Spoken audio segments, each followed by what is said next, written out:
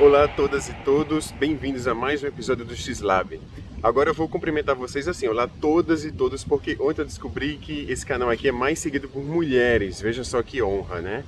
A gente no mercado assim, nessa área de tecnologia, né? A gente tem um histórico assim de, sabe, de discrepâncias entre homens e mulheres. E saber que mais mulheres me seguem aqui no X-Lab do que homens, eu acho isso maravilhoso, uma honra, muito obrigado mesmo por essa honra mesmo. Fico muito feliz. E hoje eu queria falar com vocês sobre se colocar em movimento. Quem já me segue aqui no X-Lab sabe que eu descrevo o processo de design como um ciclo, né? Uma espiral contínua. É assim que eu vejo um processo de design. Ele não para, ele é movimento, né? E ao longo de cada volta, o próprio processo vai, sabe, requisitando que você faça pesquisas, que você prototipe, que você investigue alguma coisa, que você pare para pensar, que você entre em movimento para fazer alguma coisa. O próprio processo, ele é contínuo, né, na minha visão, ele não para. Enquanto uma coisa existir, ele não para.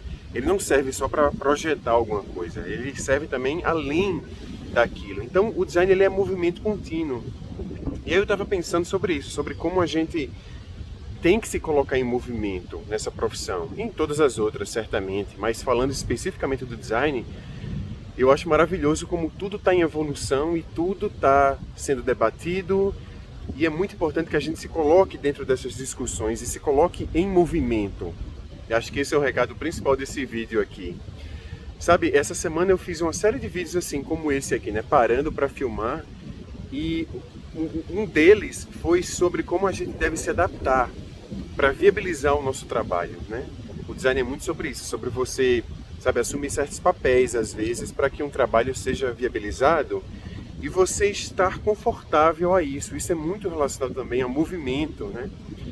Acho que isso é muito relacionado a você dar um passo e o outro e o seguinte, e estar sempre se movimentando, se adaptando de certa forma.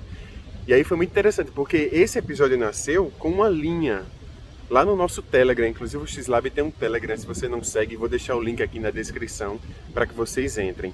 Mas lá no Telegram, o André Costa, que segue a gente lá e a gente sempre está debatendo alguma coisa, ele sugeriu, poxa, a gente precisa viabilizar o nosso trabalho, né? E aí eu fiquei, nossa, de fato, a gente precisa viabilizar o nosso trabalho o tempo inteiro. E aí isso fez surgir o episódio.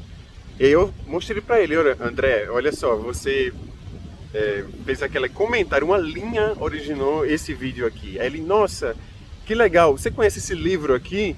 Sabe, ele já viu com esse livro aqui, que eu vou deixar aqui em algum lugar, que é um livro sobre generalistas, né? Sobre não especialistas. Ou seja, já foi um passo a mais de movimento, sabe? Porque aquela linha que ele comentou originou um vídeo que originou essa indicação do livro dele.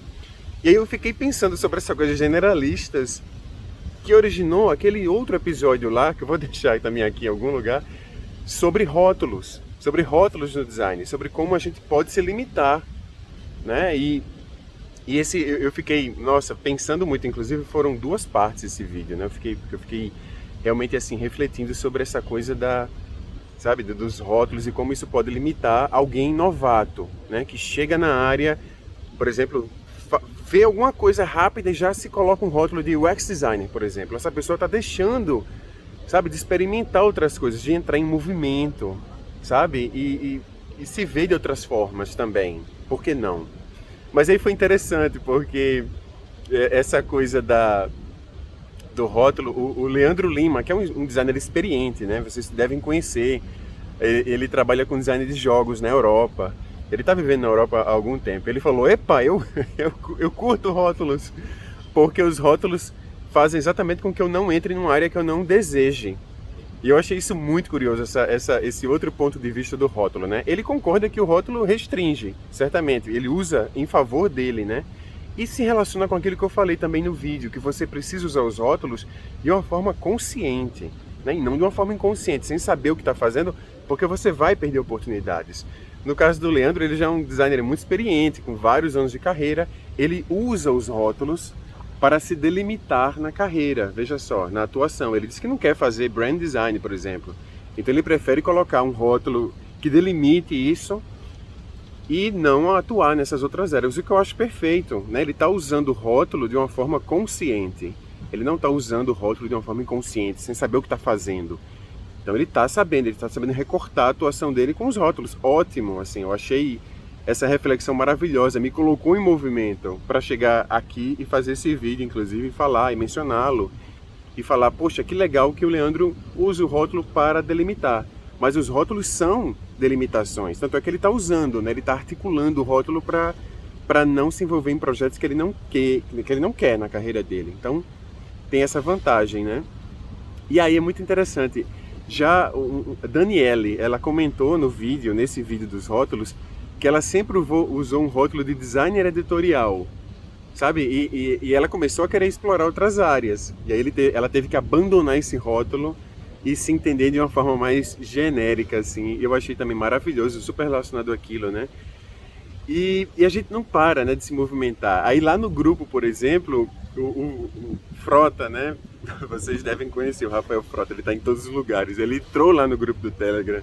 Eu adoro os comentários dele, porque ele sempre faz uma reflexão também. Então já gerou também um outro movimento em mim, sabe assim, de ler a reflexão dele. E aí teve o Éder também, lá no canal do Telegram do X-Lab, que falou, será que esses rótulos não estão relacionados com a síndrome do impostor? Ele viu essa reflexão de alguma forma, né? Mas eu achei legal porque ele também está entrando em movimento. Todo mundo está entrando em movimento, sabe? Assim, pensando sobre alguma coisa. E eu acho isso maravilhoso. Então, quis fazer aqui esse vídeo comentando isso. Aliás, falando em síndrome do impostor, o Rodrigo Lemes fez um vídeo hoje, né, sobre síndrome do impostor, que eu vou dar uma olhada, Rodrigo. Muito relacionado ao que o Éder havia comentado, assim. Quero ver se isso se relaciona, para ver se isso já me leva a outro lugar, a outro momento. Então, eu acho que a gente tem que se colocar em movimento, pensando sobre as coisas. A gente tem várias formas de fazer isso, talvez lendo, escrevendo, participando de um grupo de Telegram, né? Falando alguma coisa e ouvindo e pensando e fazendo isso tudo se movimentar. Isso é tão relacionado ao design. O design não para. O design é essa espiral, está sempre acontecendo enquanto alguma coisa existir. Enquanto um produto existir, tem que ter o espiral, levando aquele produto talvez para outro lugar, aprendendo sempre, né? Essa é a visão que eu tenho do design. E a gente vai falar mais sobre isso, tá bom? Por enquanto foi essa reflexão do entrar em movimento nesse lugar aqui tão lindo, ó. Tem uma estradinha aqui. A gente se vê por aí. Tchau!